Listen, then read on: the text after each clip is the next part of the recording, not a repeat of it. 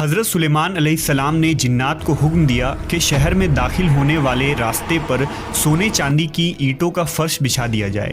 راستے کے دونوں جانب سونے کی عجیب الخلقت جانور کھڑے کر دیے جائیں۔ وزراء اور عمال سلطنت کی تمام کرسیوں کو سونے کا کر دیا جائے۔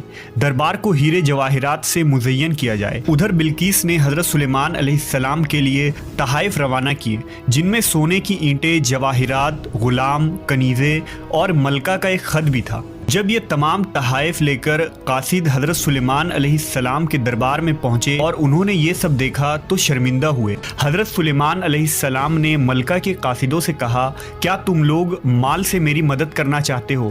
مگر دیکھ لو، جو کچھ اللہ نے مجھے دے رکھا ہے وہ اس سے بھی زیادہ ہے جو تمہیں دیا ہے، لہذا تمہارا تحفہ تمہیں مبارک ہو۔ اب تم اپنے تحائف کے ساتھ واپس جاؤ اور اپنی ملکہ سے کہنا کہ ہمارا انتظار کرے، ہم ایک زبردست لشکر لے کر آئیں گے۔ جب یہ خبر ملکہ بلقیس کو پہنچی تو وہ سمجھ گئی کہ واقعی یہ اللہ کے نبی ہے، لہٰذا اس نے جنگ کے بجائے حضرت سلیمان علیہ السلام کے دربار میں حاضر ہو کر اپنی اطاعت کا یقین دلانے کا فیصلہ کیا۔ جب حضرت سلیمان علیہ السلام تک یہ پیغام پہنچا تو آپ نے اپنے درباریوں سے کہا، تم میں سے کون ہے جو ان کے مطیع ہو کر آنے سے پہلے ملکہ کا تخت میرے پاس اٹھا لائے؟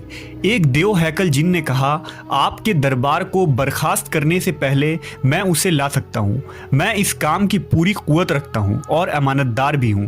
پھر ایک اور شخص جس کے پاس کتاب کا علم تھا، اس نے کہا، میں یہ تخت آپ کو آپ کے پلک جھپکنے سے قبل ہی لا دوں گا۔ پھر حضرت سلیمان علیہ السلام نے اس تخت کو اپنے پاس رکھا ہوا دیکھا تو پکار اٹھے، یہ میرے پروردگار کا فضل ہے تاکہ وہ مجھے آزمائے کہ میں شکر کرتا ہوں یا ناشکری، اور جو شکر کرتا ہے تو اس کا شکر اس کے اپنے ہی لیے مفید ہے، اور اگر کوئی ناشکری کرے تو میرا پروردگار بے نیاز ہے اور اپنی ذات میں بزرگ و برتر ہے۔ مفسرین کے مطابق وہ شخص حضرت سلیمان علیہ السلام کا کوئی دوست تھا جس کا نام آصف ابن برخیہ بتایا جاتا ہے، اور بعض نے لکھا کہ وہ آپ کا خالہ زاد بھائی تھا۔ کہا جاتا ہے کہ اس تخت کی لمبائی 80 ہاتھ، عرض 40 ہاتھ اور اونچائی 30 ہاتھ تھی۔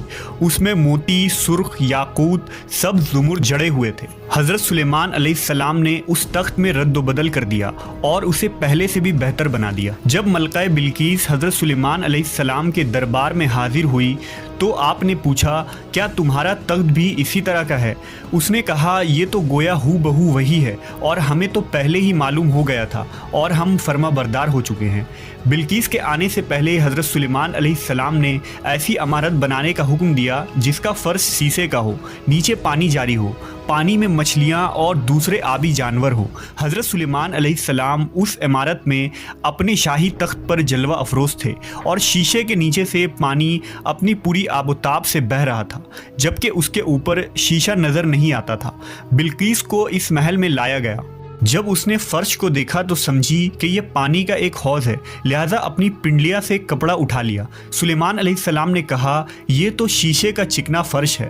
تب وہ شرمندہ ہوئی اور بول اٹھی، اے میرے پروردگار، میں سورج کی پوجا کر کے اپنے آپ پر ظلم کرتی رہی ہوں، اور اب میں نے سلیمان کے ساتھ اللہ رب العالمین کی اطاعت قبول کر لی۔